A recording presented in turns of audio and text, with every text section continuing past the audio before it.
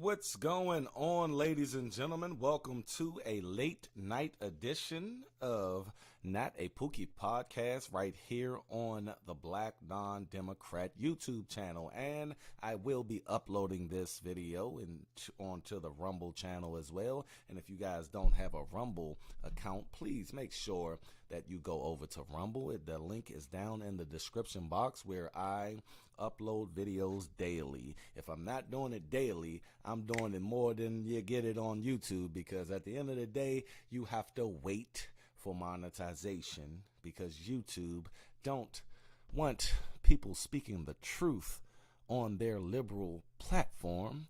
Rumble is a conservative platform. Yes, it is. But conservatism breeds free speech. So if you're on YouTube and you want free speech, you want me unfiltered, and you want my complete opinion on topics without having to wait, please make sure that you go to Rumble. Now, we're going to have a great show tonight.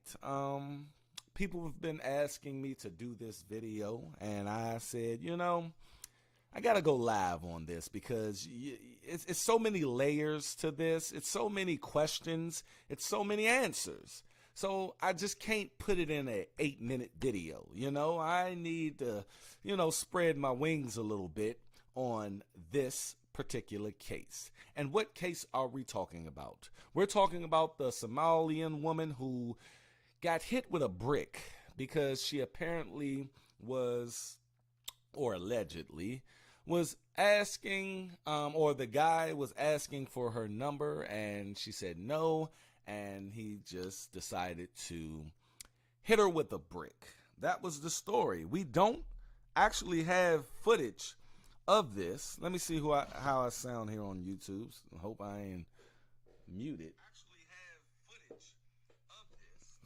That sounds pretty good. But we don't have footage of this. It's all hearsay. It's all what she decided to do after the fact. And what she decided to do after the fact is get on her phone and record herself berating yet more men. Because they said she was berating this man. They said, and this is witnesses. Now, like I said, they could be skewed and she could be skewed as well. The thing is, no one's seen the incident happen. Now, the men said that she was in this guy's face and she was talking ish. And, she was egging him on. She even told him to hit her with the brick. That's what the men said. Now, what she had to say was he asked for her number and she didn't want to give him her number. And he then proceeded to just hit her in the face with a brick and get in a car and roll out.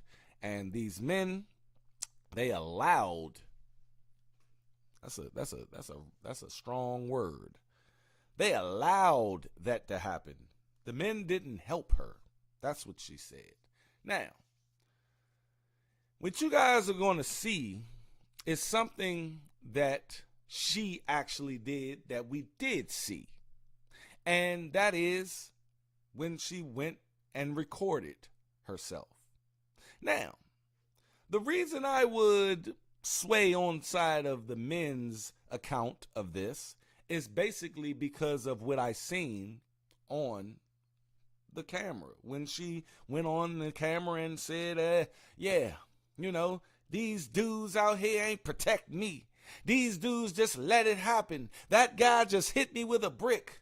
That guy needs to, y'all just allowed him to get in the car. Now, that just had me thinking, right? I'm looking at her video, and that just had me thinking. I'm saying to myself, Now, these guys are saying that her mouth was going 1,000,000 miles an hour to this dude, right? And she was just talking reckless, right? And she was just saying what she wanted to say. And I'm watching her do the same thing to these dudes. Now, the one guy who explained himself, he said, she was belittling this guy. She was telling this guy to hit her with the brick. Now, that's what was being said by the guy who said, that's why I didn't help her. You see? But, like I said, we didn't see the dude hit her with the brick. We didn't see that. But what we can see is how she reacts to certain situations. How she recorded in front of these men and belittled these men, berated these men, told these black men that they wasn't men because they did not help her. Random black men did not help her. That's what she said. And then she went to the hospital and did the same thing. Now, one can only think that's how she was talking to that man. Now, does she deserve to get hit with a brick? No. No one deserved to get hit with a brick. If she didn't put her hands on that man, he shouldn't have hit her with that brick. But we got to understand decorum. We got to understand certain elements and layers to certain things. You see, these black men are vilified for not helping her. Are they obligated to help her? No, they're not obligated to help her. So if I'm not obligated to help someone as an individual, if I'm not obligated to help someone, I cannot get blamed for said thing. I'm not obligated to. I'm not a police officer. I'm not a peace officer. I'm not a fireman. I'm not an EMT. I am none of these things. I am not obligated to do this for you, ma'am. I don't care how you cut it. I'm not obligated to do said thing. Second, they paint black men. All you seen throughout the last couple of days in the news feeds, the titles, black women themselves. Black men don't protect black women. These black men didn't protect that woman. These black men just allowed that woman to get her face bashed in with a brick. These black men, not those men, not those particular men who we don't know those men. Those are random men. You cannot, and that's why I named my podcast Not a POOKIE Podcast, because what you're going to find out when you first click on to my video or onto this podcast is I am not a POOKIE. So stop trying to portray me as such. So if these guys who are not obligated to help this lady did not help this lady, do not broaden that aspect to black men. Do you guys understand? You always want to make something racial. You always want to make it to where it's a whole. Like black men aren't out here protecting black women on the regular. It is happening. It's happening like shit. And you know it happens. But we don't want to shed light on those stories. I'm going to shed light on one of them today, right? A couple of years ago, and I appreciate you guys coming in here. Can you please make sure that you tap that like button? Tap that like button.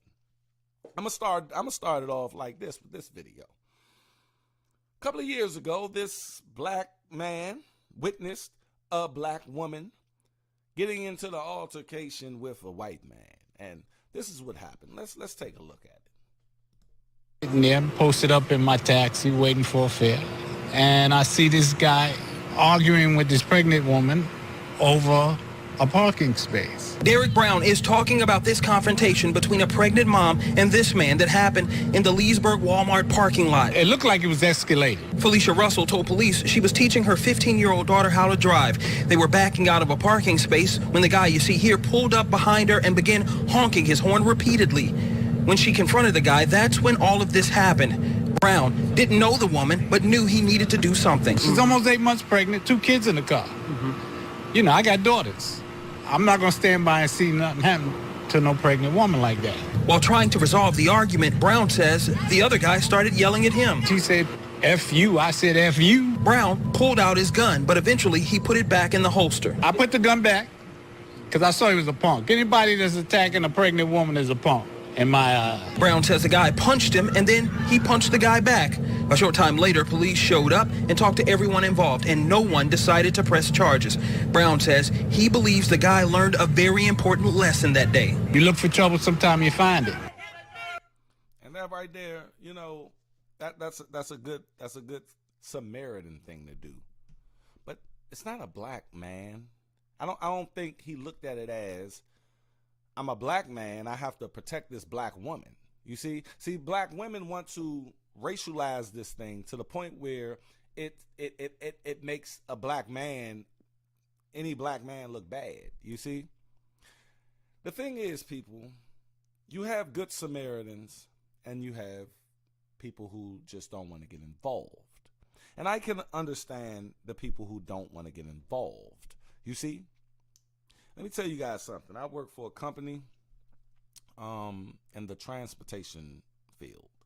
And within it was last year, this old white man who worked for the company had tried to intervene in this situation. And this older white man was, I think, in his 60s. And he was due to retire in a couple of months. He worked his whole life, you guys. He worked his whole life to get this retirement. And this person was chasing a woman. This person was chasing a woman.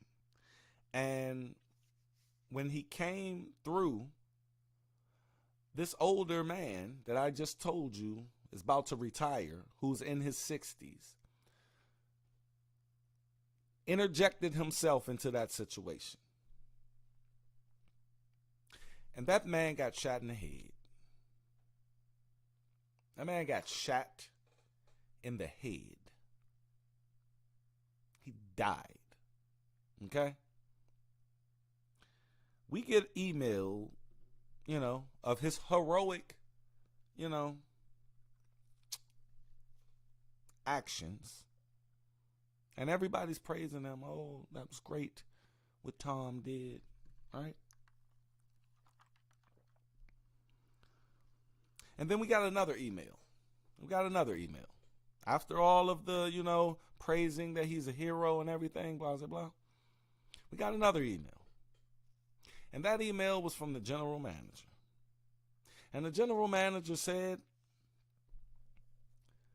please, people, if you see something like that going on, think of your family. Think of your own life. You are not a police officer. You are not a person that's obligated to do these things. You can take it upon yourself to do them, but you're not obligated to do them, and no one is going to look at you as being less of a person if you don't do anything. And for the last couple of days, I've been seeing people go in on these black men who decided they did not want to do anything. Not only did they decide not to do anything, but they had reasons of not doing anything. And you have to respect their reasons. If they are looking at a situation to where, now this man that I just told you guys about, this guy did not know who that lady was that was running, who that man was that was running behind her.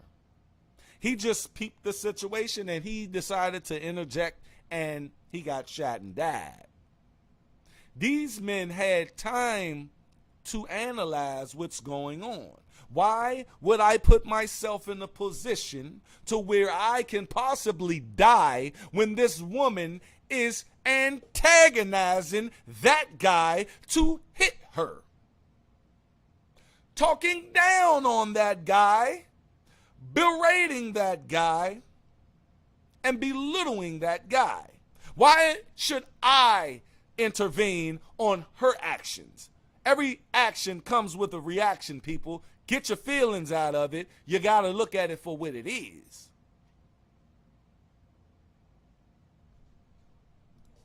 Yes, she did get hit by a brick. Yes, I saw it. Yes, I was standing by doing nothing. And if that shit happened again in the same circumstances, I will watch.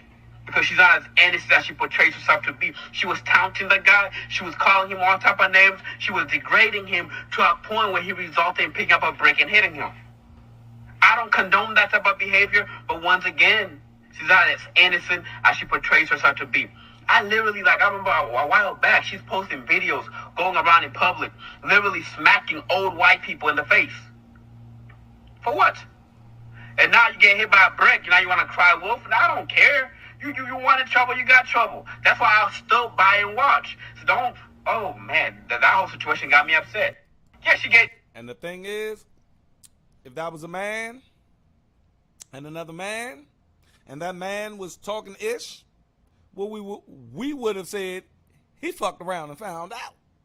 And the reason why we say we fucked around and found out is based off of your actions, based off of your idiotic behavior resulting in your injury, you know? Now, again, I don't condone that man hitting her with a brick. I don't condone it. But at the end of the day, you have to start understanding what you say to people.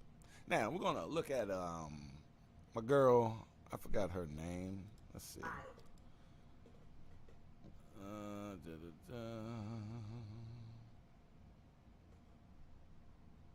Shantae Simone. I found her channel. I watched a little bit of her video, but we're gonna watch it. You know, we're just gonna watch her take on it. And I wanted to get a woman's take on this. You know, I seen a lot of men's channels. I was gonna pull them, but I said I want a black woman's take on this. You know, logical black woman. I don't just want no sexy red type black chick. I don't want no hood black chick. I don't want no feminist black chick. I don't even want no look. I need a chick that thinks logical, is taking their feelings out of it to help us analyze this situation. And this is the person that popped up in my feed. Let's go. Why are we expecting? And shout out to her channel. Go give her Cash App right there. It's Shantae Simone. I think Shantae Simone. And then, you know, she's on YouTube too. You guys can Cash App me as well. You know, anything will help the channel, of course. Expecting random black men to protect random black women. But y'all notice the island chicks are more logical than any other black chicks. You see what I'm saying? The island chicks, they be on it. They think logical, you know, because I guess they got to, man.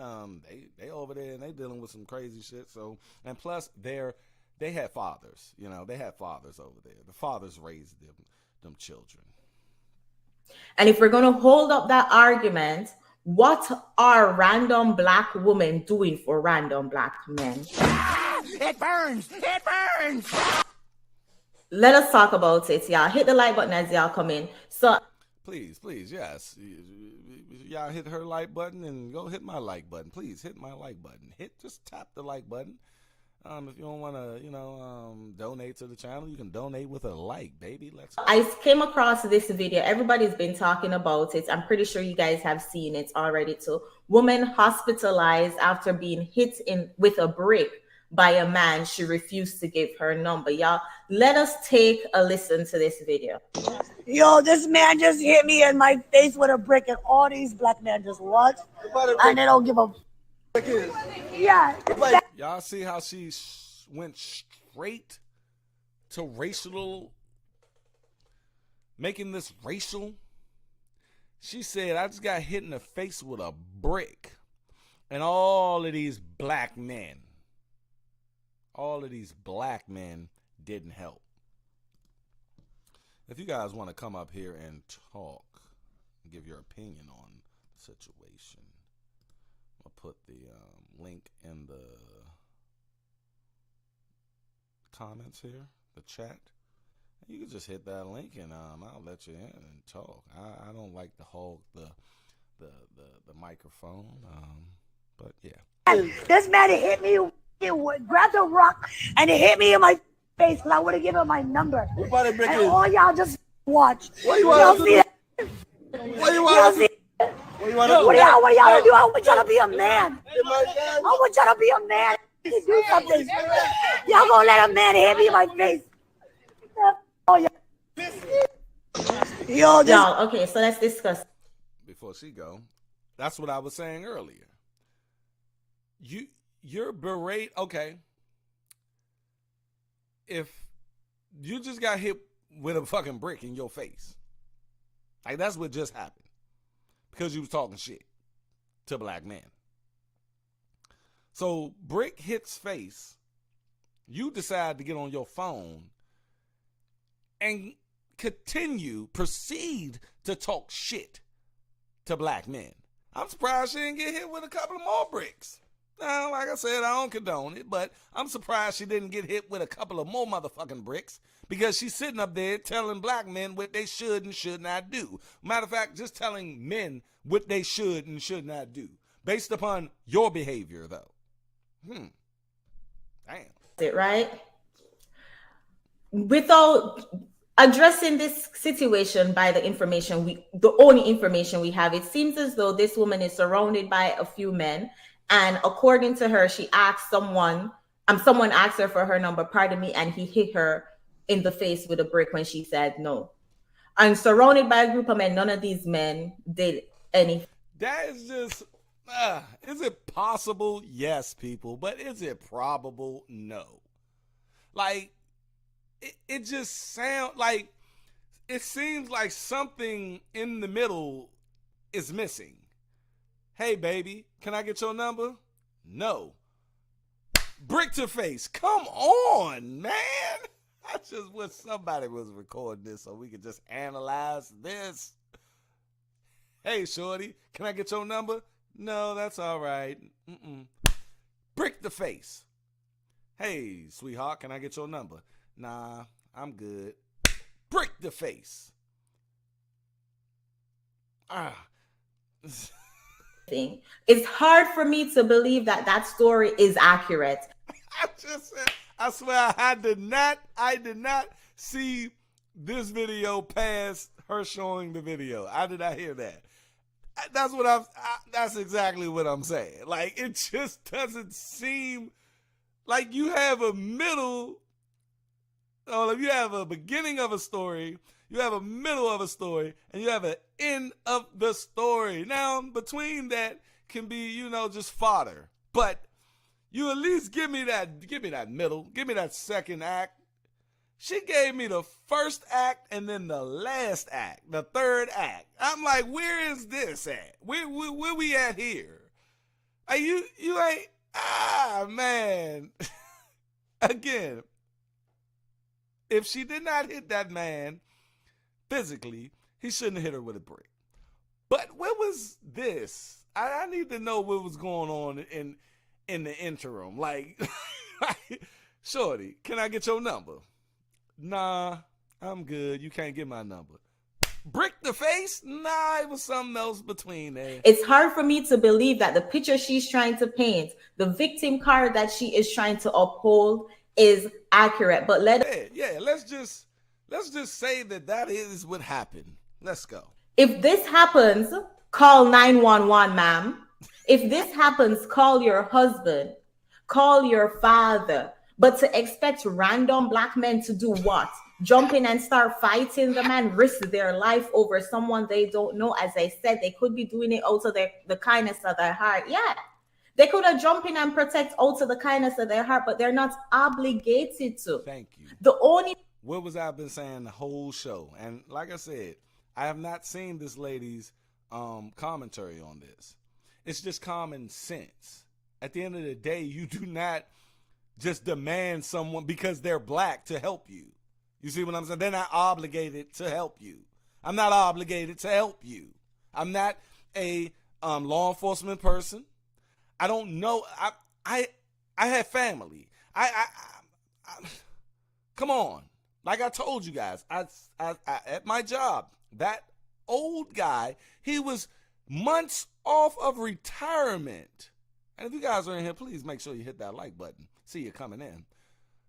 He was months off of retirement, 64 years old, and he decided to intervene in some shit that he had nothing to do with and got shot in the head and died.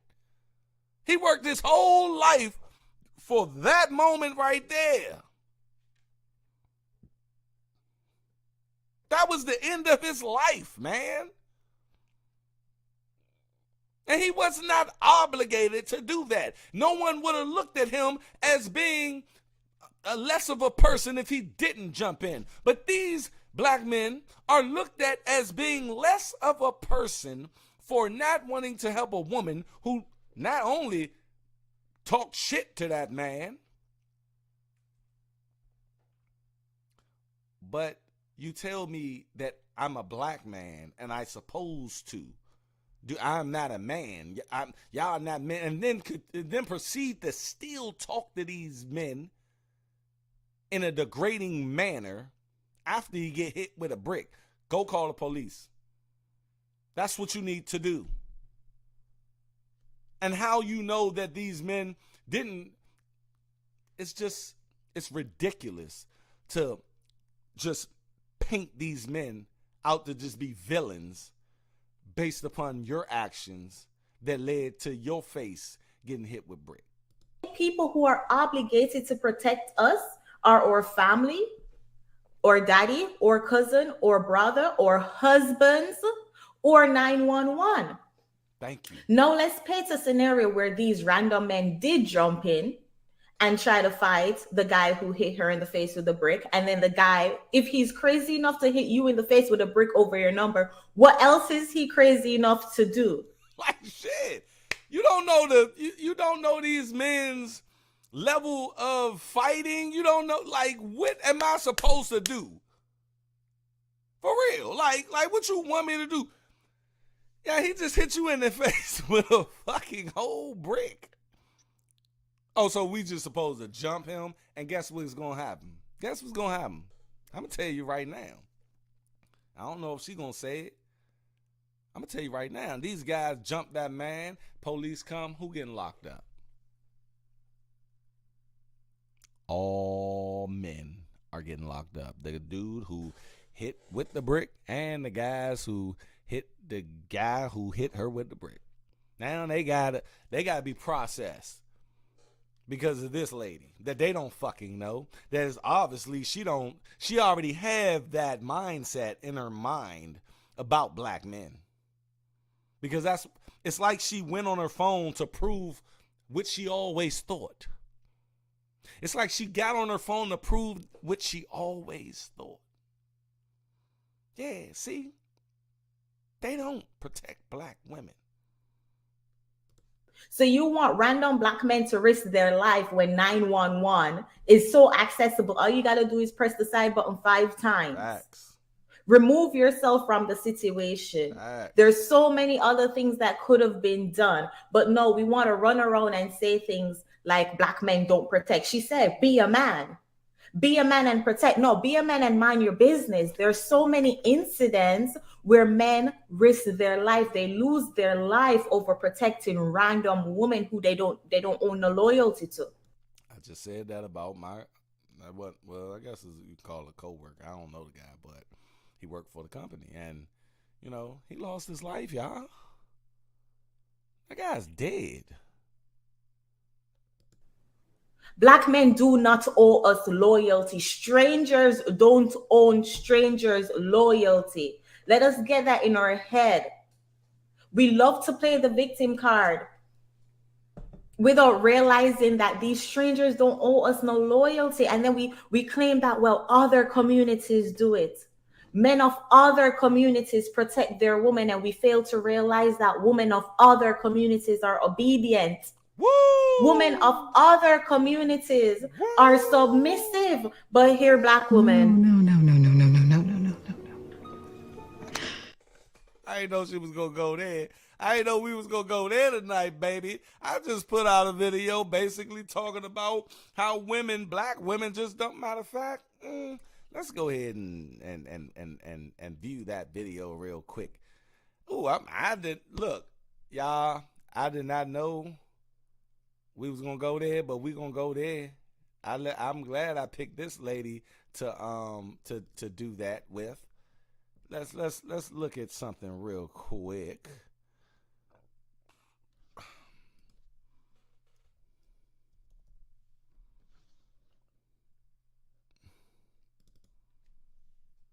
this is what happened when she heard the word obey. Just look at her face as soon as she hears this word.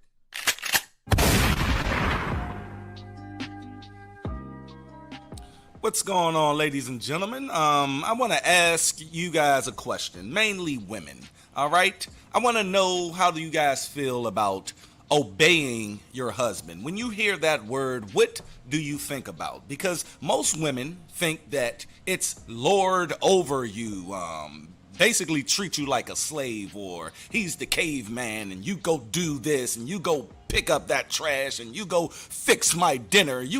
They really think, the modern woman really think that is what obey your husband mean. Now, like I said, you guys go down in the comment section, pause the video right now, and tell me, really tell me, what do you feel when you hear the word obey your husband? On today's video, we got a wedding we're going to be looking at, and it's basically a woman and her husband, and the preacher says you are to obey your husband. And this is what happened when she heard the word obey. Just look at her face as soon as she hears this word.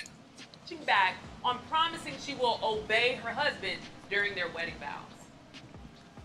In sickness. And in health. To love. Cherish. And to obey. We didn't talk about that one in council. We did talk about that in council. Yes, we did. So you want me to repeat that again? You want to just keep going? I think we can keep going. All right. Now, for me, that clip is... And I just wanted to play that for a hot second. And that's what she just said, you know. Marv, you late, but you ain't late. You in here though. Appreciate you coming through. If y'all are in here, please make sure that you hit that like button. But yeah. For those who didn't hear this woman, let's hear. Let's hear her say it again. Other communities protect their women, and we fail to realize that women of other communities are obedient. Women of other communities are submissive, but here black women. No. Reverend Louis Farrakhan said, "You cannot protect what you cannot control." Exactly. I love that. You cannot protect what you cannot control, and black women has been out of our control for the last 50 years. See, once the Democratic Party, yeah, baby, we going there. Y'all know what it is. This the black non-Democrat, baby. Once that Democratic Party got in our women's heads and convinced them that they don't need a man because we give them trinkets, the government gives them trinkets, we'll take care of you.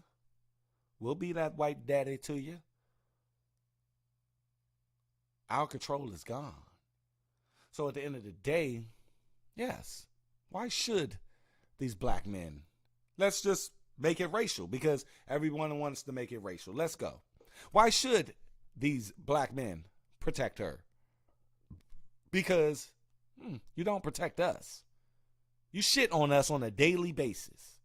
You tell us we ain't shit. You call us Pookie. I got a fucking Pookie, not a Pookie podcast. It's the reason I call my shit not a Pookie podcast is because you blanket us with Pookie, where it's only like 15% of black men are Pookies. And guess who's having all of Pookie's babies? You guys. You don't respect us. You don't like us. You just want us to procreate with, so you can put on some child support. You can do whatever. And it's not all. Of course, it's not all. So stop coming in my comment section talking about all. But what you can say is it's a culture. It's a culture. And if you guys don't know what a culture is, it's basically when majority of people do a certain thing without thinking of it. It's the culture of our people to have our men down here and our women dictating everything to us because they raise us by themselves, they mold us by themselves, and when these guys become adults, they turn into women. So don't sit up here and tell me these men need to be men. These men don't know how to be men because you never provided a man to teach them how to be men. See, this thing goes real deep. You feel me? She get on camera and talking about, hey, these men allowed this man to do that. But these men, you don't know these men. These are random people. I am not obligated to help you. It is people out here that get paid for doing said thing. Told you guys, 2019, I had to save 2 individuals out of a burning car. Would I have done that if I wasn't in the position that I was in? Would I have done that? Yes, because I have training. I was a firefighter at 20 years old. But the job I have, I am a first responder. So I was obligated to do it. But even if I wasn't at work, I probably still would have done it because I'm trained in it. Now, if I wasn't trained in it, if I didn't have anything to do with knowing how to react with certain things like that, would I have done it? Probably not. Probably not. And you can't blame me for not doing it. Man, Brian Turner is in the building. How are you doing, sir? Good evening. How are you, brother? I am doing great. Having fun up here, man. Trying to get my opinion about this because a lot of people been asking me, and I'm giving it, and I want to know your opinion on it. First off, God bless you, man. A great channel. Thank you. It's time for us to talk like adults to a lot of people because it's painfully clear that the black community's become kind of childish, man. Especially when it comes to people blaming black men for why certain adults, you know what I'm saying, get themselves in a situation they can't get themselves out of. Speak on it. So first off, man, let me say it like this. I don't condone the lady getting hit with a brick because that could kill somebody. So I'm not gonna sit here and act like her getting hit with a brick tickles my fancy. Right. But let's make something very clear. I'm pretty sure you're from an environment similar to the one I'm from, right? Yes, I You're am. probably from the inner city. I'm from the inner city, right? Northeast Trinidad, Washington, D.C. right there, baby. Oh, I'm going to keep it there. I ain't going back there, though. Oh, I'm moving to D.C. in my new job. Yeah. Oh, yeah? Yeah, but my bad. I didn't mean to deviate, but let's be honest here. They don't see when they say protection, right? Mm-hmm. They don't mean protection as in walk them to the car or watch out for them when they're in the dark alley or if change a tire for them. That's not what a lot of these people on social media are saying when it comes to these melanated women. That's not the kind of protection they're talking about.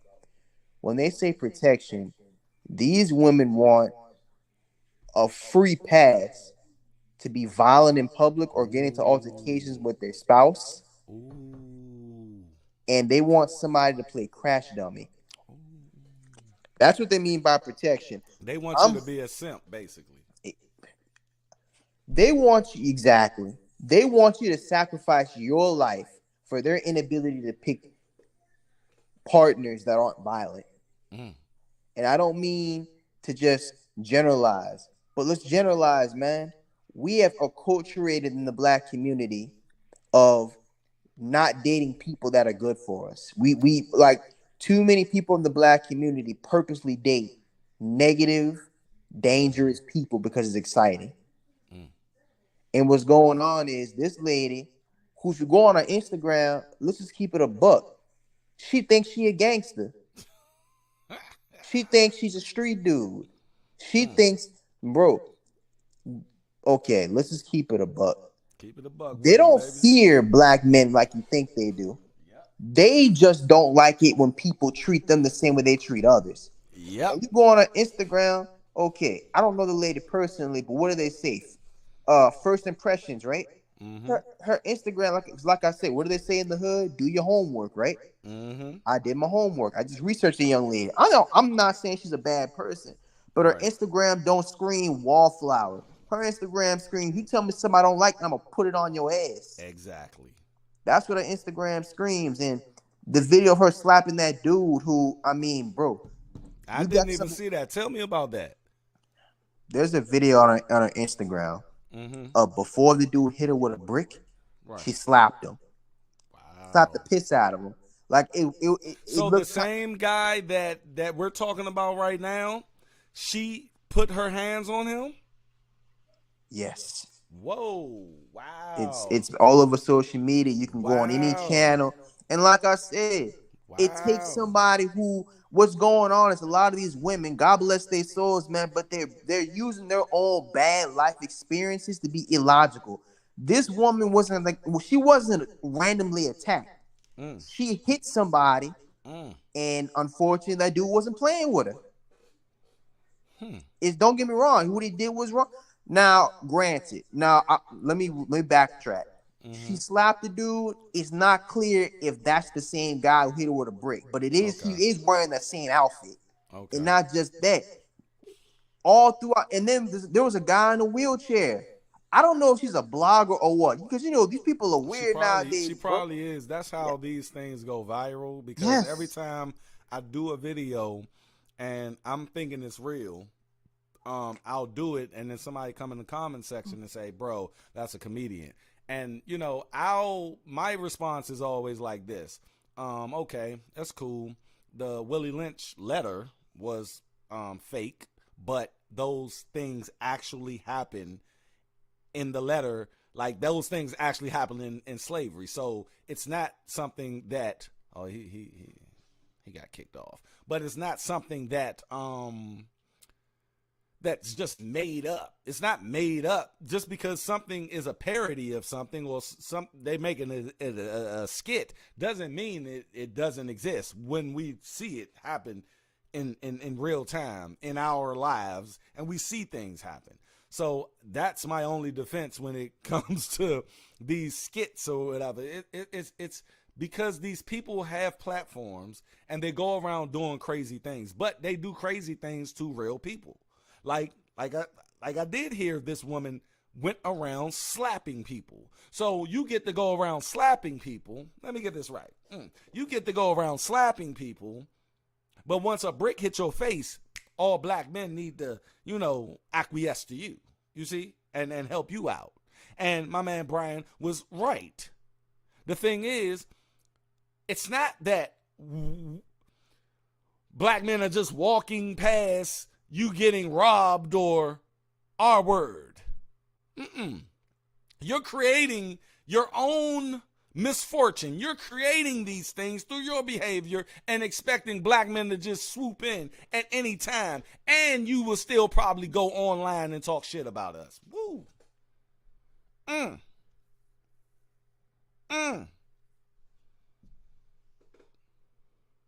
It's deep. It's deep, you guys. It is deep. So he back. We lost you there for a minute, brother. So sorry about that. I'm from Baton Rouge, and the weather is so bad down here right now. I heard that in your voice too. I heard it. Sorry about that. And I wanna give y'all a shout out. I'm a Hot Boys fan. Shout out to BG. Coming home. Oh yeah, most definitely. Man, look. I think y'all have the most. I love y'all accent. I love the accent. Maybe because I grew up on the Cowboys, but I love y'all accent. Y'all accent is so.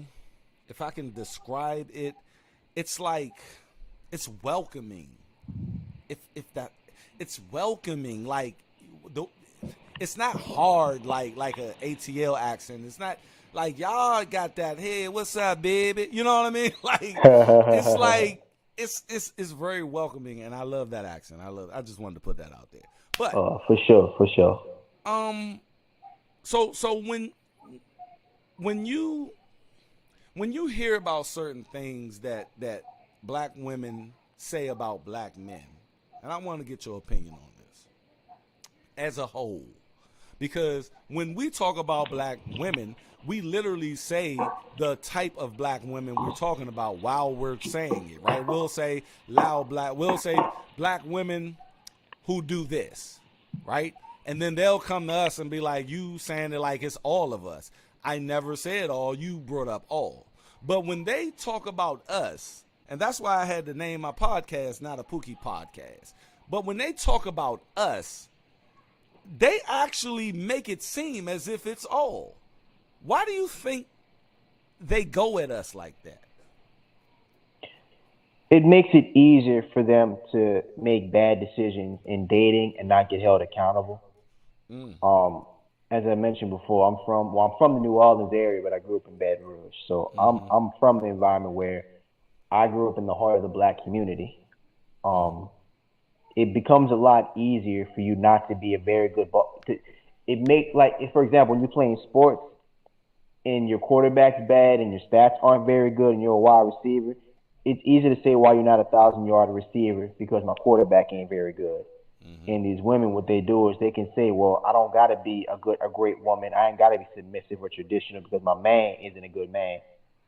So what happens is they feed these disillusions to the media because they know a lot of people don't live in the black community, so they don't know what goes on inside our communities. So it becomes easier for them to make us a scapegoat because nobody really understands black culture except for black people. So, and then number two, before you get to that, women, I'm glad you brought that up. I never thought about that. That's why, look, you guys, I always tell you guys, I learn from the audience as the audience learn from me. I never thought about that aspect. I might have to do a video on that, but you're absolutely fucking right. You can tell the world about what something is, right? And black men usually, we just recently started to come out and talk, right? We used to keep it in the barbershop, but they used to go on shows and everything, Ricky Lake and all of that, Donahue, all that back in the day. But the thing is, they get to say what's going on, or allegedly what's going on in the hood, because the outside people don't understand how hood shit go. You know what I mean? Like, they don't understand the context of why certain things are the way they are. So the black woman will paint the black man as being a person that just leaves his family, that just does this. He's a pookie, blah, blah, blah. So the world will look at him like, oh, we need to go help these black women. Is that what is that how what you're saying? Yes, that's exactly what I'm saying. Wow. Bro, you got my mind thinking, man. And like I said before, I'm not at all saying this lady is a morally bad person. I'm saying she's irresponsible. All she got on her Instagram profile is how educated she is, how successful she is. But she don't show it in her character. A lot of these women don't show it in their character. Right. All they show in their character is how they don't care about other people's feelings and they don't care about other people's well-being, which is what this whole protect black women narrative is all about. They don't care about black men. They don't care about our safety. For example, as I mentioned before, I'm gonna keep hitting hard at this point. They don't want protection traditionally. They want to date and act the way they want to. That's negative, and they want somebody to come in and crash out for them. That's all this really is. This lady right here wants people to accept her slapping people in the face. And when somebody gets tired of that sugar honey iced tea, because I'm trying to stop cussing so much. I used to have a filthy mouth, so I'm trying to stop cussing so much. Yeah, me too. You know what I'm saying? Because I'm going into the workforce, and I gotta start acting like, you know what I'm saying? So. How old are you, my man? I'm 27. Ooh, okay, 27. You know what I'm saying? So. You still young, baby. Oh yeah, you already knew. But you know, like I said before, with this lady right here, she wants to be able to slap people on the. All you see on social media is a bunch of people not understanding the point that it's not that black men don't want to protect our women. Black men don't want to be going to the store and then like they got a whole family at home. They're going to the store and some random lady and her abusive ass boyfriend get into a fight, and all of a sudden his pregnant wife gets a call that he gets killed. You know what I'm saying? Because he tries to play Batman to some rabid female who probably after he gets killed, not only she not care to help him out, she don't donate no money to his family. Nothing.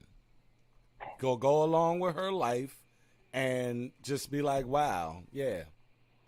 The thing is, yeah. you bring up great points because I just put out a video where this woman literally, because the man didn't do what she wanted to do in the relationship, he allegedly cheated on her. What she did was called CPS. This lady called CPS. I seen that story. Wow, bruh. And told CPS something about her dude to get his kids taken away from him. And she gets to get on camera. And this is where women's accountability just falls short of anything. She gets to get on camera, show her face, laugh about it, and no one is trying to track this lady down. But what they did to this man that didn't, quote unquote, protect this black woman, they tracked him down. They tracked him down because he should have protected her from getting hit with a brick. They tracked that man down to where he had to, and I played it earlier, he had to literally make a public statement on why he did not go to her defense, which I wouldn't have done it. I would have just said, fuck it. So, sir, it sounds like you haven't, like, you've done your research, but it sounds like you're just now getting to the store, because there's one thing that I think you weren't able to, like, those men you saw around her, she was screaming at, like, okay, the thing is, like I said before, this lady is not somebody you can trust because she's the kind of person, she's only going to tell her side, not the whole side. Those weren't, like, and they, like, I have to really do some digging, and a lot of content creators have covered it already. Those were not African-American men. Those were foreigners. And I'm sure you could tell. I'm sure you could tell because they had that swag. You know what I'm saying? They had that swag where you could tell by the way they dressed. Those are foreigners. Those weren't even African American. They have a certain culture when it comes to women and families. They don't play with their women like how we play with our women over here in America. Now, is it fair? Is it right? To each his own. I don't think you should treat nobody like that. But at the same time, she knew who she was playing with because she's from their country, if I'm not mistaken. Yes, Somalia. Yeah, These are Somalia people, and the thing is, and I was going to get to that at the end of the show, and I'm glad you brought it up. Yeah, The thing is, my brother, they're trying to attest something that's a different culture. You see what I'm saying? Yes, sir. And in that area, that's like, you have Chinatown, you have Little Haiti, and you probably got Little Somalia or something. And okay, you said you come into D.C. So in the D.C. area, we have Silver Springs. That's in Maryland though, but it's still D.C. area. They like to say it, right? So in Silver Springs, you have a large amount of Ethiopian people, right? Okay. And when you go to the malls, when you go to the stores around there, you're going to just encounter a lot of Ethiopians. And it's a community, sort of like the Asian community or the Chinatown or the Little Haiti, Little Africa, all of that. And in our case, it's the hood, you know what I mean? But it's a community. And for her to get online and make it seem as if these are American black men it's a little disingenuous because she's sitting there and she's saying, "Yeah, these black men ain't doing anything." Blah, blah, blah. So the public will assume that she's talking about American black men. That's why I played that video of, I don't know how long you've been watching, but I played a video of a guy, actually American black, a straight up black man from America, coming to the defense of this pregnant black woman that she was about to get into an altercation with this white man. You see what I'm saying? And I started the show saying that all of these black women are saying that we don't protect them, where you have a plethora of videos where black men are protecting black women. We do actually protect them. I did stories where I'm like, man, forget her. But the guys come in and they'll be like, nah, that's a female. That's a female. Look, these men are raised by single mothers. So at the end of the day, they're acclimated to understanding to protect women. People within our community, like me, I'm a black conservative, so we're the rarity. Like they don't. Same here. What's up, my brother? But at the end of the day, they don't like us in that realm. But we're rare. We're rare. We're the outlier. But majority of black men will literally fall on the sword for a black woman. One they don't even know. That they don't even know. So for all of these people around the country and on social media making it seem as if black women aren't protected, that's bullshit. For the last 10 years, they've been saying protect black women. Black women are protected. They're overprotected. Overprotected. Most beefs in ghetto neighborhoods start over women. Most beefs in ghetto neighborhoods, the projects, the hood, whatever the hell y'all want to call it. Most beefs start over women, and they start over music beefs. But like most beefs in the hood start because of women. That's true. It don't take much for a female to say that you did something for her, and some dude crashes out because you hurt her feelings. Mr. Turner, I seen a couple of years ago, my man Tommy Sotomayor, shout out to him. He did the story. Shout out to Tommy. Yes. He created all of this. He got us all on YouTube. A lot of people don't like to admit that, but hey, I am a Tommy from the Tommy Sotomayor Academy. Yes, I am. I've been listening to this man since 2013. That's 10 years, man. He always seemed like a good dude to me, Tommy Sotomayor. Yeah. The thing is, people, he did a story a long time ago, and this black woman was on a bus, and she got into it with someone. Oh, you going to jail now? Nah, not that one. That's another one too. But this one, she called her people, called her brother or something. Her brother proceeds to come up there with his mans and them, literally, like the next bus stop, and shoots the bus up for her saying someone disrespected her on the bus. And that right there shows you how stupid, like you said, overly protected, stupidly protected these women are. But they will continue to, push this narrative. Y'all see, that's why at the end of every show I say, stay unplugged from false narratives. Do your due diligence in these stories, and you will find the truth. I'm leaving with this, sir. First of all, shout out to my Lord and Savior Jesus Christ. Let me just put it to you like this. I'm humble enough to admit that at one point I thought like a lot of other people in our community. I was raised in our community. I'm man enough to admit I've made a lot of mistakes in my life to get to where I'm at right now. But I'm also man enough to admit that when people corrected me, I didn't argue back and forth and put out a mean tweet. I sat there silently and I listened. You want to know why?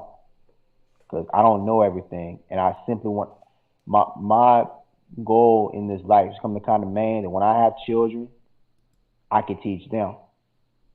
You know what I'm saying? And as far, like I said before, this lady get hit with a brick.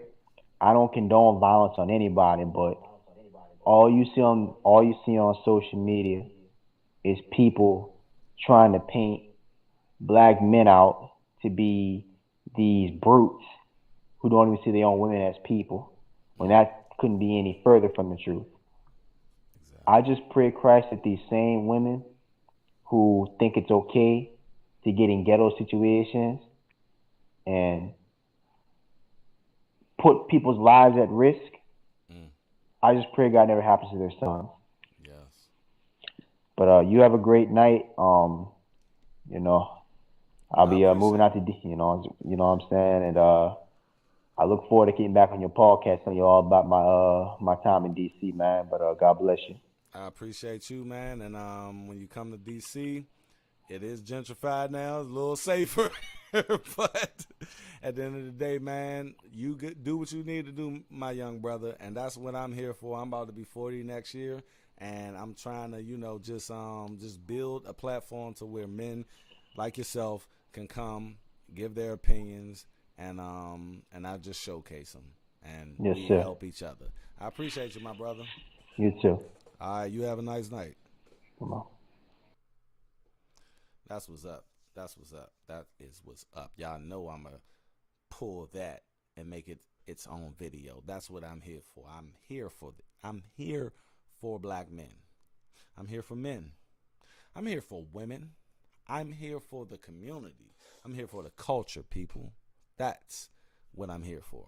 Let's get back to my this lady right here, Shantae Simone. Black men cannot protect black women if they can't control us. I'm gonna say that again. Black men cannot protect black women if they cannot control us. I said what I said. It is basic common sense. It should be basic knowledge, simple mathematical. You can't protect what you can't control, because a form of protection is these men telling her to go home. A form of protection would be not being out in the streets in the middle hours of night, risking getting hit in the face with a brick by a man who clearly don't know how to control his emotion, clearly don't know how to get rejected. How do you want to put yourself in dangerous situations in the middle of the night and then turn around and expect random men on the street to hop in? Mr. KFC, you got to take your mic.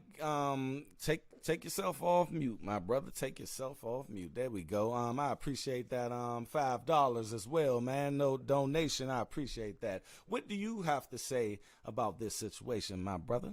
Yeah, first of all, hello to you. I've been listening to your podcast and a very interesting presentation. Mm-hmm. Is that me in the background or? I don't hear it. Do you hear it? Yeah, it seems like an echo. I don't know how to mute because I turned all my stuff off. I didn't want to. How about now?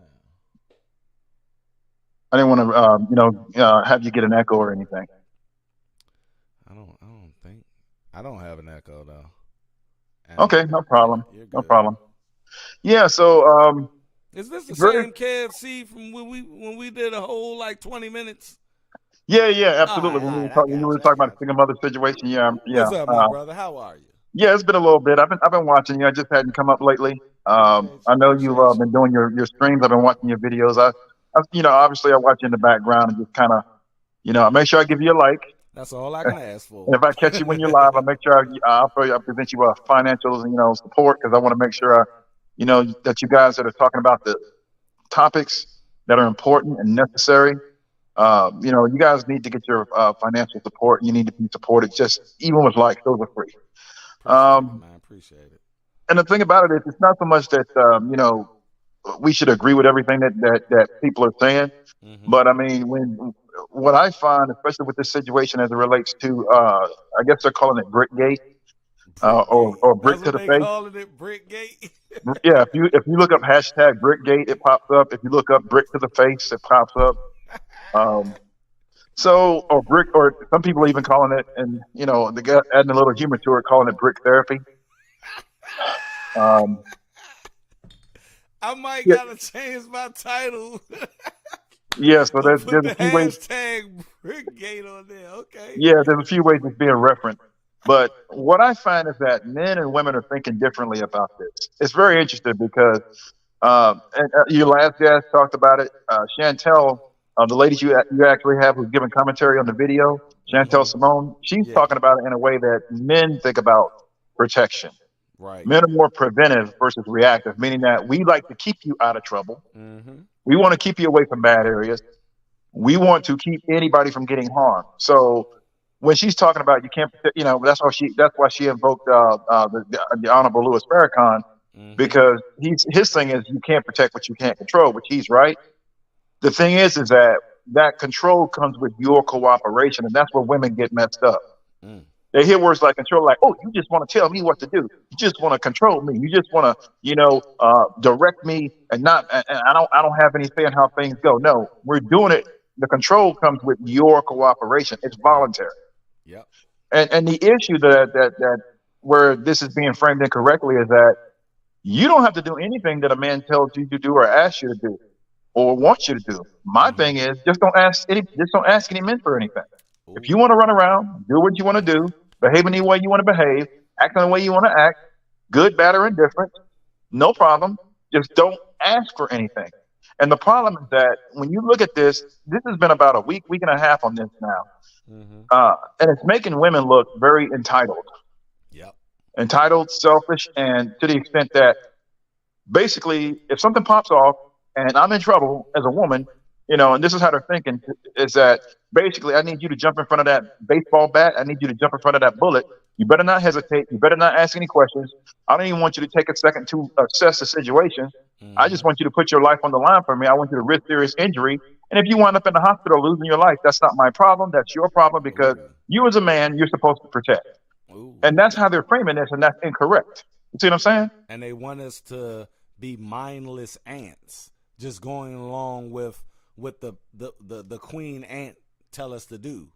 Because if you look at the row of ants just holding that piece of cracker and they're just marching, that's all they do. And that's what our black women literally want us to do, is just to be. I got a question. I got a question on my Instagram the other day, yesterday actually, and from a woman who I'm cool with.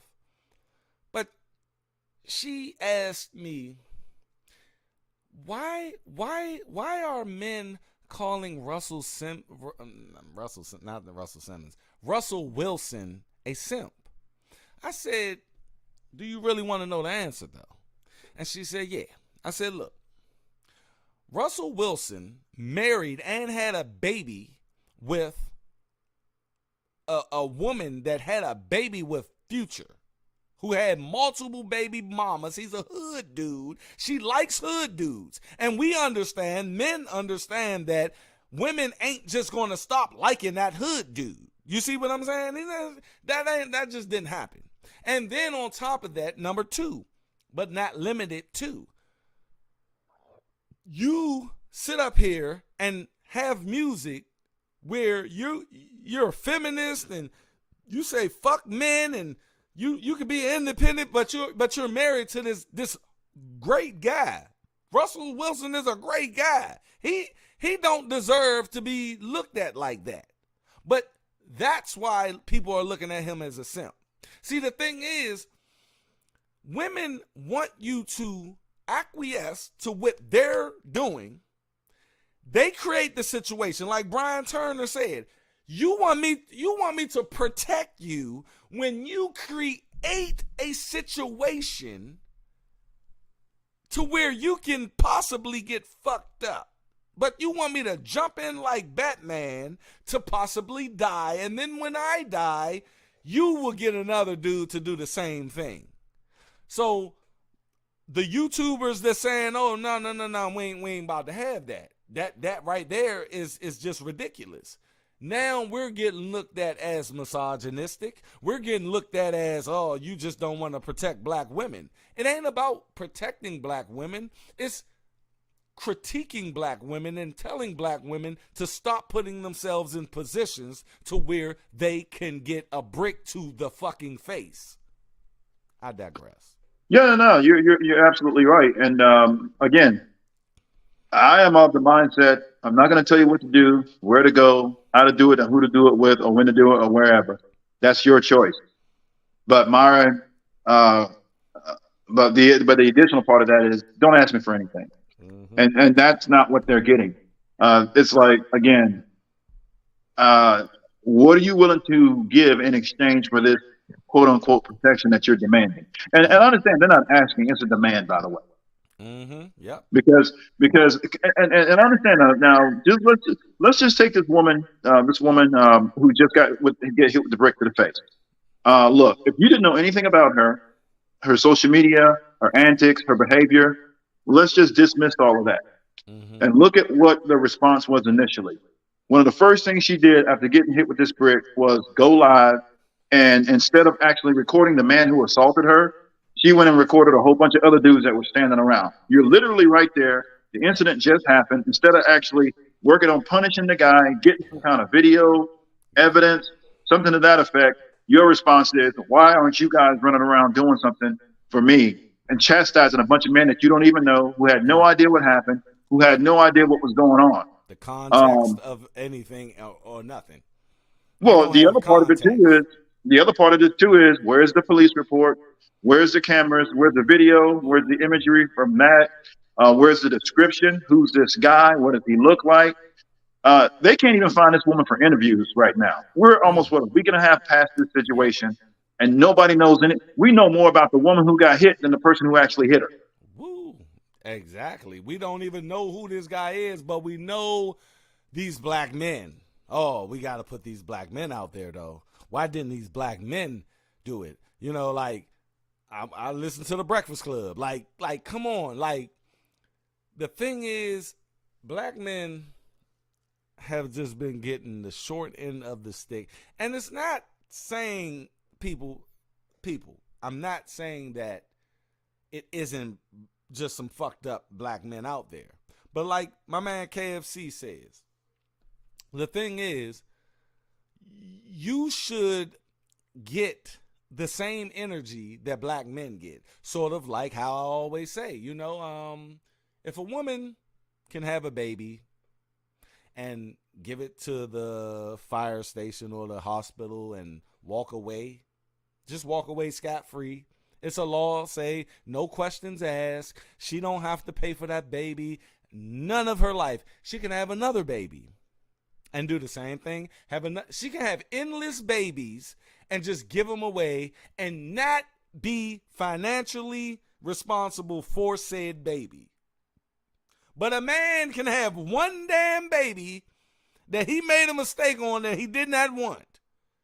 He has to be financially responsible for that child. I tell people, look, I agree. She should be able to walk away. I think that man should be able to walk away as well.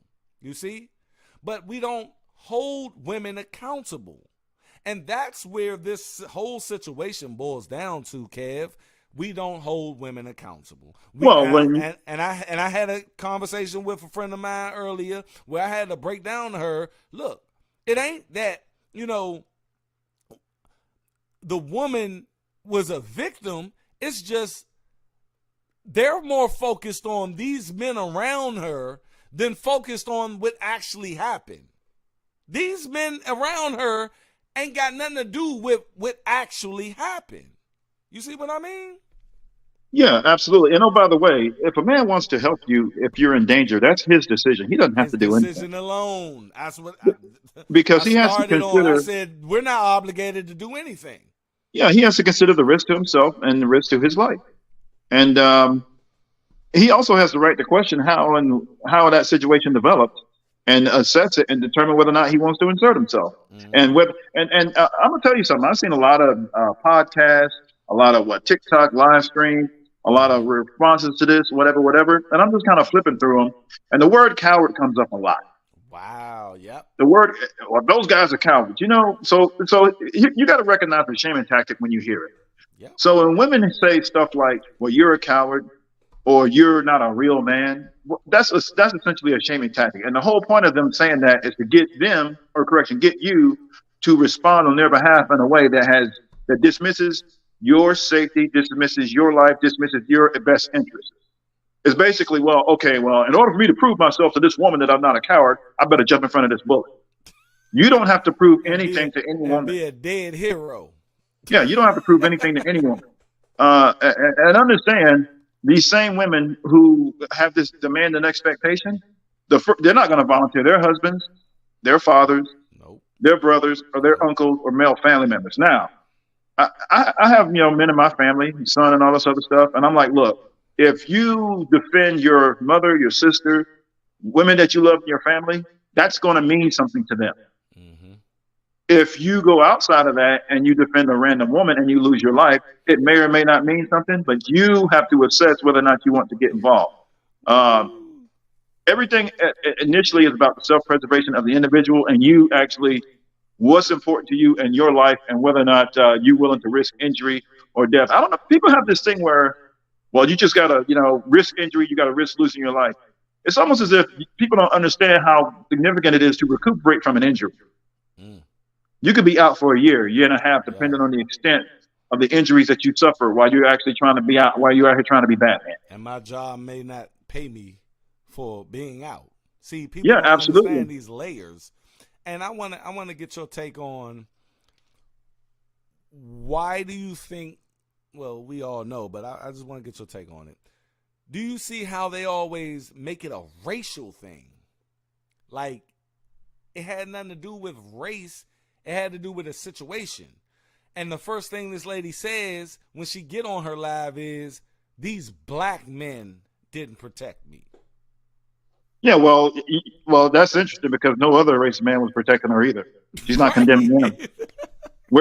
So if black men aren't doing it, where are the other race of men who you see? So here, I'm gonna tell you something. Here's the assumption: when you make statements like that, the assumption is that if black men aren't doing it, then everybody else is. So where's all the other men? Right. So all the other men should have popped out of the woodwork, and I you know what? And I don't want to hear the excuse, they don't hang around in those areas, they're not available. No. If your assessment and your declaration is that black men aren't doing it, then that means everybody else is. So where were those guys? Right. Thank you. See, and this is why you can't have an honest discussion with women about stuff like this because they inject emotion, they inject nonsensical information, and the way you would just explain how a woman could have babies, multiple babies, and then just drop them off at the fire station, at the hospital. Look, I'm not a woman, but if I were, I would be offended that society allows me to behave that way. Woo.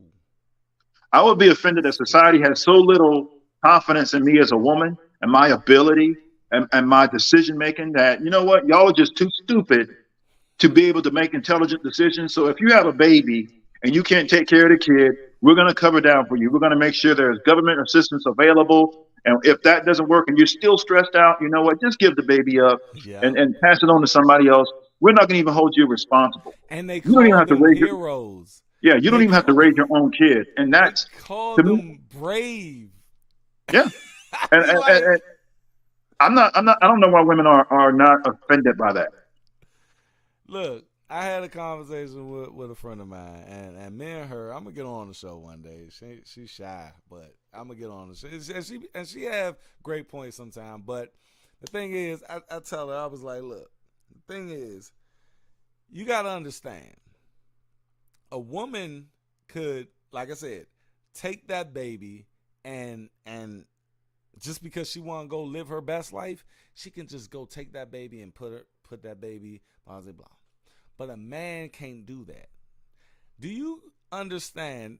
And I don't know if it's certain states or all states, but I know it does happen.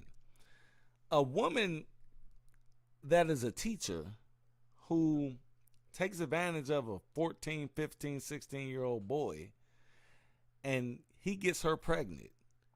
Yeah, she may do a little time, but once he turns 18 years old, she can put him on child support. Yeah, absolutely. Yeah. That is fucking insane. insane. Well, that points to the doubles. So when we talk about double standards, that points to the double standards of how, women are treated in U.S. society. Again, look, I'm not a woman, but if I were, I would be offended at the way society allows women to just run through life being reckless, covering down for them, offering security blankets or backup systems to when they make mistakes, when they make overt mistakes. Yes. Or when they even when they're deliberate. Because they know there's always a backup in place, and men do not have that luxury. Women do this thing where there's a double standard between sex, sexual access, and men behaving a certain way as it relates to sex. I'm like, look, there is no double standard because women can get sex easier than men, and everybody knows that. Yeah. And when a man, gets sexual access, he has to have something that the women want. Whether it be his looks, his, wealth, his social status, whatever it is. I don't know. My whole point is that it's a lot more difficult for men to get sexual access. Meanwhile, they're trying to equate the two. And when you when I'm explaining it to you, it makes perfect sense to you. Yes, it does. Yeah, but women will be like, well, then I should be able to do it too. I say, no, because it's so easy for you to actually get sexual access. You're offering it, and anything that's easily or free is basically worthless. And they don't see it that way. They don't want to be judged. They don't want to, have any condemnation for it. And look, when it comes to that, I don't even care what women do sexually. Have as much fun as you want. Have as many sexual partners as you want. Be honest about it.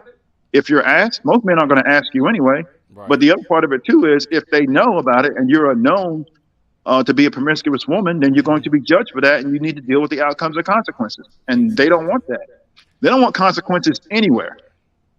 That's why. Meanwhile, men understand there's consequences to everything that we do, whether it's, especially if it's a bad decision. We know there's outcomes and something that's negative that's going to come out of it, and we're going to pay for that.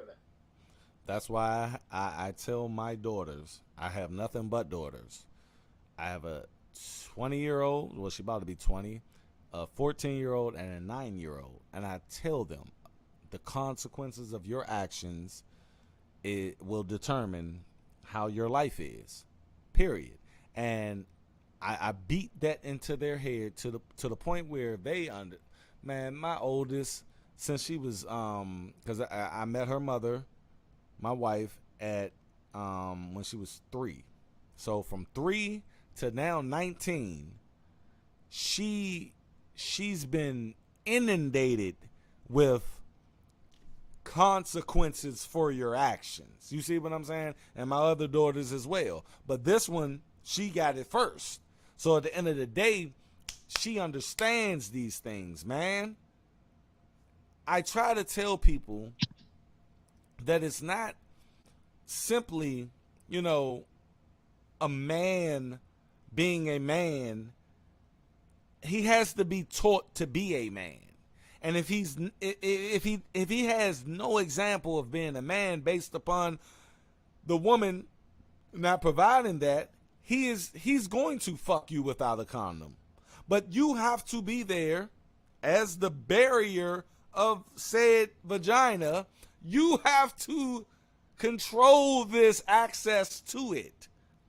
And that's what they probably cannot comprehend. They can't comprehend it. I tell them time and time out, it's like they don't get it. Like how you said what you was just saying to me, I get it completely. But a woman will try to challenge it. Well, I say these things. Go ahead.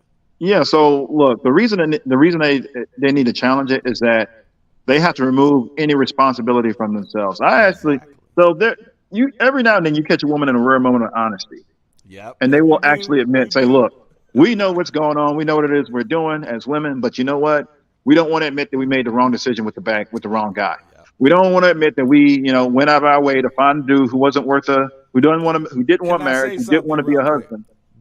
What you just said is absolutely true in the realm of my body, my choice. See, my body, my choice, when having the baby, they understand that when I have this baby, I'm going to get all of this sympathy. I'm going to get all this empathy. People are going to say congratulations. People are going to give me everything, right? And they will take all of that because it's my body, my choice. But they won't they will not take full accountability for my body, my choice when it comes to procreating that baby. You see what I'm saying? They want to share that responsibility with the man. That's why they always say it takes two to tangle.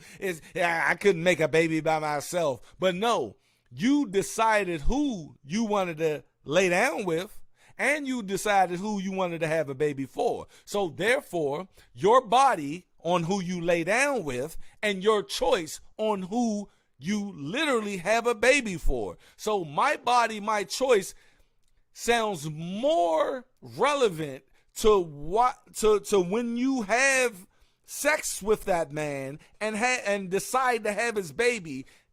That's your body, your choice. But they don't want to own that 100%. They want to give 50% to the man because their choice was Pookie. Their choice was a bum. And they know that. So they're not going to own that 100%. But they would own the 100% I'm going to have this baby because they get 100% of the affection, 100% of the congratulations. No, ain't nobody going to come to them and tell them, girl, why you have a baby with this guy? No one in their family is going to do it. Well, the women probably won't. My little sister had a fucking baby at 18 years old. She hid it from everybody. I didn't know until she had the baby. To the day she had the baby, that's when I found out I had a nephew. But at the end of the day, she didn't tell anybody because she was embarrassed. But guess what happened? No one told her but me in a text message about her mistake, about her decision making. I made a whole text. I never said congratulations. I'm not going to fucking tell you congratulations. But everybody in the family was saying congratulations. And that's why they feel they can keep on doing this shit because no one is telling them anything. And guess what? I did this whole fucking text. I never got a response. Yeah, so so part of that comes out of that too, which so a lot of times people don't really want to admit to this, but what it amounts to is basically it's a failed baby trap attempt a lot of times because the response would be, well, I had the baby and now the guy all of a sudden changed or he never wanted the baby in the first place. The bottom line is that a lot of times it's, well, this is the guy that I want. I can't figure out how to qualify. I can't figure out how to qualify as a wife. I can't figure out how to get this guy to marry me. If I have his baby, then you know what? Then he'll probably see me, he'll see the kid, and then we can be a family. That's trying to reverse engineer a situation that you don't qualify for in the first place. And now the baby's here, and then the guy's looking at it like, no, I'm not going to be an active father, and I'm definitely not going to marry you. I'm probably not going to even pay child support. And there are guys who are very adamant about this. Yep. And then you have women who only want, and then you have the other situation too, where you have women who only want the baby. They don't want a husband. They don't want an active father. They only want the baby. So that happens too. There's a guy out there. He's got 46 kids. He's got over 20 baby mamas. Yep. 46 plus kids, over 20 baby mamas. You see the video? Yeah, I did the story on. Yeah, I did the video. Yeah. And he even said that he had, women still waiting in line to give him more babies. Like I'm like, 2 more, and they know what it is. Yeah, he's not going to take care of those kids, so they don't want the husband. They don't want a father. They just want the baby. Now, understand, they're saying that they want a baby, knowing the general outcomes as it relates to a woman raising a kid without a father. All right, and the outcomes are negative by every measure, whether it's education, poverty, mental health, promiscuity, whether or not they have better life outcomes in the long run, just everything that should work when you're in a 2-parent stable home. Those kids are missing out. And then you have women who are intentionally making decisions to bring a child into that situation, knowing they may not be able to produce what a stable 2-parent home can produce. Now, here's the other thing too. If it doesn't work out well, you know what you hear? Well, the guy was absent, and so it's his fault. He was never there.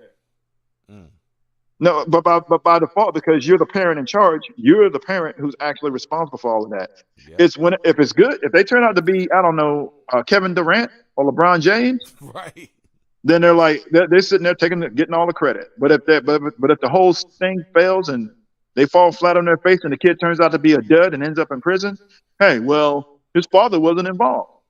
That's what Tommy Sotomayor broke down a long time ago. He was like, and he used my man for example. He was like, if LeBron James' mother, LeBron James' mother is taking full responsibility for him being so great, one of the greatest basketball players of all time. But if he turned out to be a serial killer, he ain't have no daddy. Nah, you should still he still got raised by you in both situations. So why are you owning the one that is good, but not owning the one that's bad? Well, again, society allows women to move around that way. Exactly. And when you do that, and when I say society, I'm talking about people in general. I'm talking about this is sponsored in a lot of ways by the government at the state, local, and even the federal level. And then, it's like you said, everybody sends a congratulations text minus you, right? Mm-hmm. So that's everybody else kind of getting in on it and saying, well, it's okay. Yep. And my father even said this shit. I'm like, Pops, why is you telling her that? Well, you gotta make her feel comfortable. Nah, I ain't no make her feel comfortable. She gotta understand what the fuck she did was, come on. Well, the other thing too is that the kid is already there. You got the woman, you got the kid, you got the guy who made the kid. Why just not figure out a way to make that whole thing work? Thank you. And to prevent it from happening again without certain things being in place.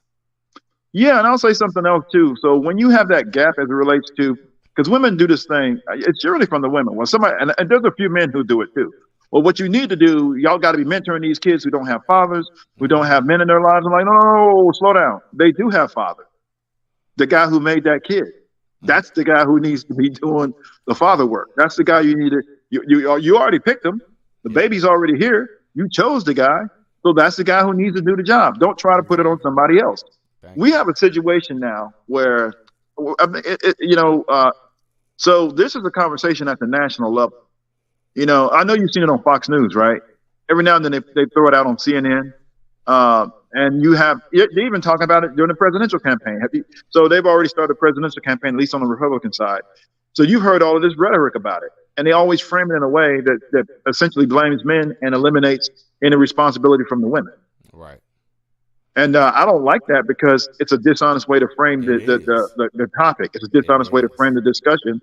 And it only blames the men and it removes the women any responsibility. Again, I'm not a woman, but if I were, I would be offended that people think women are so stupid that they can't make an intelligent decision about reproduction. But Kev, someone tell me the other day that it was like, bruh, at the end of the day, because I was going in on the child support system, right? And the person say, you're not going to get these women. They understand that it's fucking over men. They understand that it's fucking men's life up. They understand that it's putting men in prison. They understand this. They see it. They know that it's messed up. But no one in their right mind is going to go against what benefits them. And like you said, they know exactly what's going on. They're not dumb. Women ain't stupid. They just decide or choose to take a step back from it because it benefits them. You have women out here that make welfare a lifestyle. My aunt made welfare a lifestyle. Section 8 a lifestyle. I had a record label, Mob Is Records, where my artist, it was a female artist. She was 22 years old. Her mother just had a baby. And I said, wow, she had a baby? It's like, yeah. But you got to look at when Shorty turned 18 and no, she was 22. She was 22. So she had a 4-year-old baby though. And I was just thinking, I was saying, 4 years old. So about 4 years ago, Shorty was like just 18 or just turning 18. See, the mother had another baby because she understood that her daughter was about to become of age and could not be put on. She couldn't get all of the shit that she was getting from the government. So she decided to have another baby. And that's what these women do. They don't care. They understand the plight of men. They see it. They understand it. We talk to them all the day online. We go in the comment section. We tell them. We give them logic, common sense, and reason all day long, but they still fight it. And it sounds stupid. Their explanation sounds stupid, but they understand it. They just understand that they benefit from it. I'll tell you something else too, that I can almost guarantee that the guy that she had that child with was not a productive man. She went and found a dude who was basically willing to give her a kid, walk away, not marry her, not take care of a kid, not be active. Because if you do that with a responsible man, he's actually going to step in and actually, he's definitely going to, support the kid financially, but he's also going to probably want to be a father. Yeah. And I've seen men do that. And every now and then, these women don't even want that. When men want to be fathers, they shun that shit. Yeah, well, that's why you have to be. You ain't about to do all of that, nah. Yeah, well, that's why you got to be careful out here moving around as a man.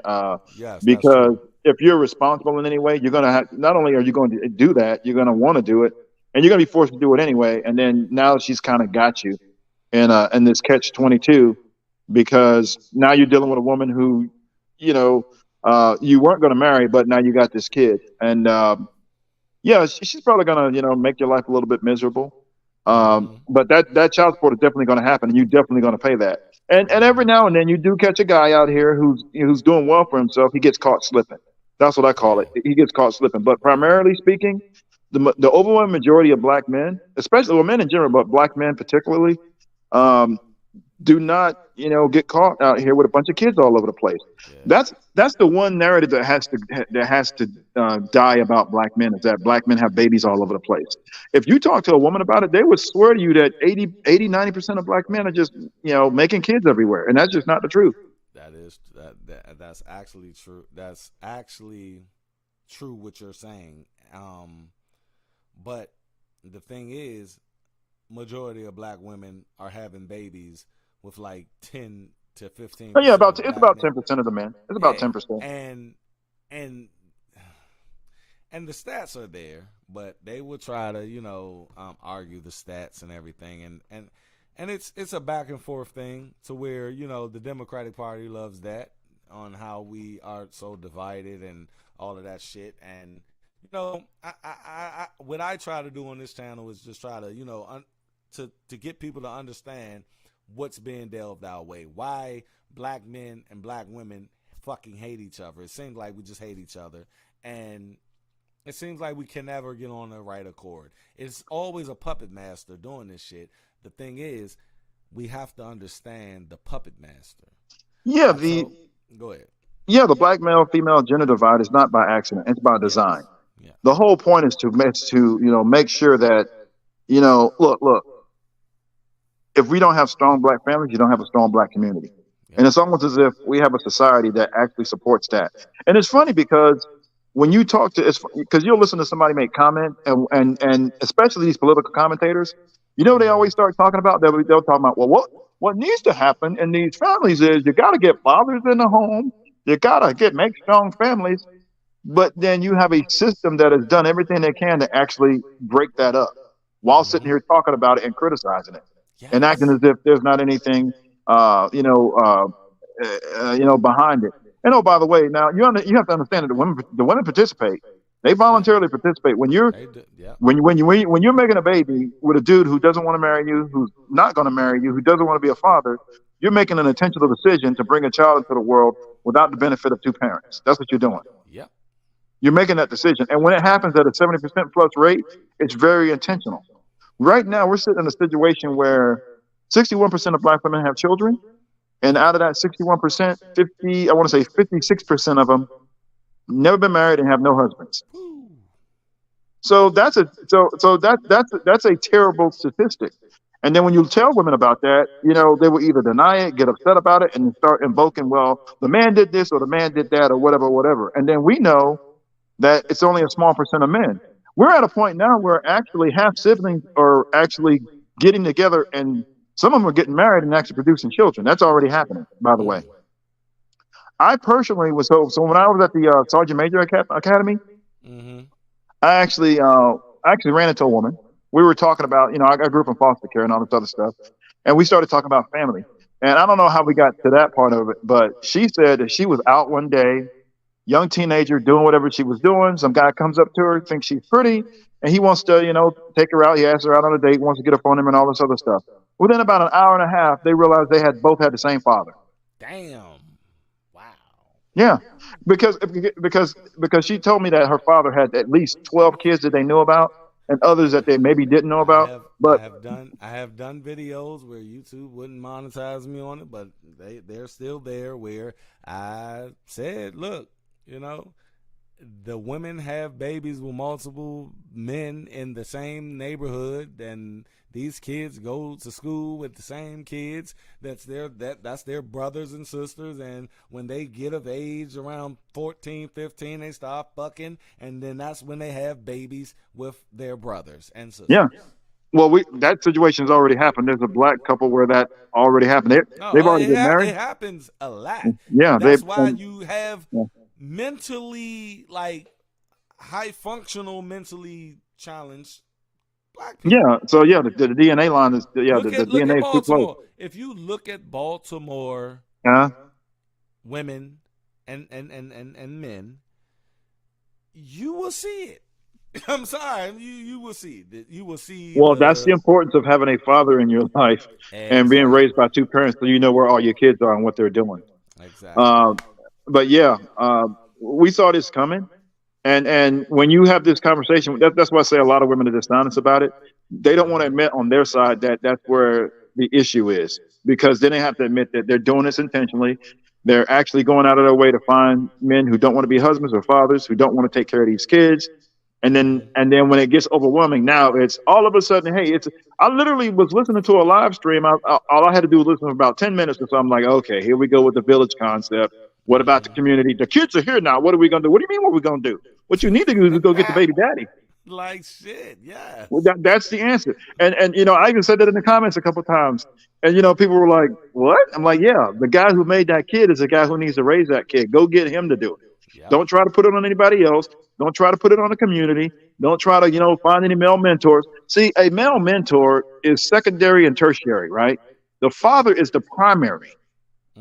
And when you eliminate the primary, you're doing a disservice to that kid. Yep. It's very selfish. It's very, it's also, again, points to entitlement, which circles back to this whole conversation as it relates to the woman who's, running around making videos talking about why ain't y'all protecting me?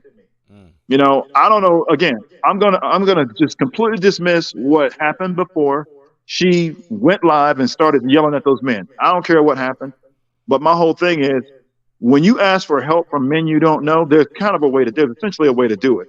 Yep. If everybody's seen the video at this point, did she sound like a woman that was in distress or really needed help, or was she sitting there screaming at a bunch of men she didn't know? Like, y'all better help me. I said, okay. Even though we didn't see the video of her getting hit with the brick, what she displayed after lets me know how she was talking to the man before he hit her with the brick. I'm just saying. And you could speculate what happened before. But again, I'm gonna tell you, I'm actually very suspect as to why you would record a bunch of men standing around versus the guy who busted you in the face with a brick. Exactly. You're awake. You're alert. Honestly, as many things, you should have been knocked out. Brick to the face should have knocked you out. You should have had blood everywhere. You should have needed immediate hospitalization. Told about your call of machines. Like I done seen women get hit by cars. I done seen them get hit with 3-piece by bulky ass dude. They jumped the fuck up, bro. Okay, I don't know, man, but I'm just saying that these chicks be jumping up. I be like, oh my God, you just got hit by a car. Well, I don't know about all of that, but my whole point is that if you're coherent enough to go live on Instagram or Facebook or I'm whatever, with you. I'm with is that you better get a doggone video of the suspect, the guy who smashed you with that brick to the face, so we can help you identify him and track him down and get some info. This guy is long gone at this point. Yeah. And I'm telling you, it's very suspect that your first concern is you guys need to do something. That is suspect, ain't it? Because if I just get hit with a brick, I'm not looking around me. I'm going to my phone to go to 911. Yeah. And she started recording. Why not record the guy who hit you? That is weird. Instead of screaming at a bunch of men who have no idea what's going on. That is what who, by the way, when you listen to those guys, they were asking questions. And then you actually had some men who came back and helped her, or actually who did try to help her, even with all the disrespect, even with all of the bravado and everything else. Yeah. So we're now we're what? It's like over a week with this. No description of anybody. No police report. The word is that people are chasing her down for interviews. She ain't talking to anybody. So what's going on with this? Was she really hit with a brick? Look, I'm not gonna get into all of that. But my whole point is that is your focus punishment, or is your focus just trying to up your GoFundMe? Because I think it's the GoFundMe and her platform. That's and understand this is not the first time she's had an attack. By the way. Oh wow. Yeah, this is she was attacked a few years back. Did the exact same thing. Did some videos. Said she needed help. Got some GoFundMe. This sounds like the Jim Carrey movie. I Love You, Philip Morris. If you ever watched that movie, this guy literally went into the mall and threw himself down the stairs and the escalators to get paid. Yeah. No, it's all and look and now when you start asking the question I'm asking, it's like, oh, Kevin, you're blaming the victim. I'm like, no, I'm asking questions that nobody has an answer to. Because I look at it like this: if somebody's done that to a woman that I care about, or even to me, I want that person to be found and punished and dealt with. Exactly. So why is that not happening? Because right now the only focus is what's come out of this is you black men, you don't protect nobody. You're basically cowards. You don't do what you're supposed to do when we need you, and all this other stuff. And instead of the focus being on let's find the guy who did this and bring him to justice, it's basically a crapping on black men. That's the narrative now. And that's exactly why I named this particular show, and you just summed it up. Black woman hit in face with brick. Was random black men wrong for not helping her? No, they wasn't wrong for not helping her because they wasn't obligated to help her. Second, at the end of the day, ma'am, you created this situation to where you got hit in the face with a brick. If you got hit in the face with a brick based upon whatever you were saying and you didn't hit that guy or whatever, you should have picked up the phone, called the police, and got them involved. Like my man Kev say, no one is talking about this guy. Everybody's talking about the black men that were surrounding her. Need I mind you, Mr. Brian Turner broke down that these men are not even American men, and they have their own Somalian situation in that. Yeah, there's a cultural aspect to this. And so look, that's the other part of it too. That's not something generally a black American man would do. Look, you got to understand something. Doing that kind of harm to somebody is very personal. Mm-hmm. If you've offended me to the point where I'm literally doing something like that, then that's why that situation is pretty personal. She said it. He asked for my number. I said no. Brick the face. That's bullshit. It's something in the middle of this. Yeah, well, that she did not disclose. This is what I found out with when you're talking to women about stuff like this. Is information is going to be expressly omitted that makes them that incriminates them or makes them look bad in any way. Yeah. That's it's unfortunate, but that's what I've learned. You can't really do that with men because men know what you're. Because we're going to go. Well, wait a minute. That doesn't sound right. What you're telling me. It has to make sense from the beginning, in the middle, and at the end. And now I got to question you as a man. And we're gonna dig until we get the information. Yeah. But with women, that you start getting the tears. It's now you're victim blaming. You're trying to say that I deserved it. No, I'm asking questions, legitimate questions that you should be able to answer if you are truly concerned about getting justice for what this man did against you. Thank you. See, and this is how you got to be when you approach situations like this. But I don't want. We've been talking for a little bit, and I don't want to hold you up. I know you probably got somebody else waiting to come up, but I just kind of wanted to come up and just let you know, and just kind of because I know a lot of people don't really get a chance to listen to social media because they're working or they're spending time with family and all this other stuff. And what I do is, while I'm doing other things, I kind of just listen to it in the background. And within the first 10 or 15 minutes, I can get a gist of what they're talking about. And I've noticed that the way women deal with this brick situation or brick gate versus the way men talk about it is completely different. Again, men are more preventive, which means we're looking, if you say, well, we demand that you protect us. I'm like, well, what are you willing to give up in order for me to make that happen? Are you willing to cooperate? Are you willing to give up a bit of control? And then the response from women is, you just want to control us. No, I'm not trying to control anything. You can go where you want and do what you want to do, but don't ask me for anything and don't ask for protection or none of that other stuff. If you're going to do what it is you want to do, you can't create a situation where you make it so I have to be reactive versus proactive or preventive. Yep. That's how men think. And it's disrespectful to make these demands of men that you don't even know, and then you're expecting them to take a risk, and when you're not even being cooperative yourself. Well, I don't owe you anything. Well, if you want me to do that, then you owe me your respect, you owe me your cooperation, and you owe me, some level of control and oversight as to what's going on and how it is I protect you. And if you're not going to do that, then you have no business asking for men's help. Exactly. See, when you frame it that way, you're very direct about it. Then women have to look at it like, well, then they have to make a decision. That's true. That's true. And I appreciate you, Kev, coming back up here, giving us some knowledge, man. I'm going to take this and make it its own video, so be on the lookout for that. I'm going to go ahead and end this live because I've been up here for a minute, but everybody understands exactly what my position is. Y'all been asking me in the DM. I'm giving it to you. At the end of the day, people, we got to understand. The one thing that we do have to understand. I appreciate you, Kev, for coming up here. All right, likewise. You take care. You take care, good sir. Keep up the great work. All right, man. I appreciate you. But people, we got to understand that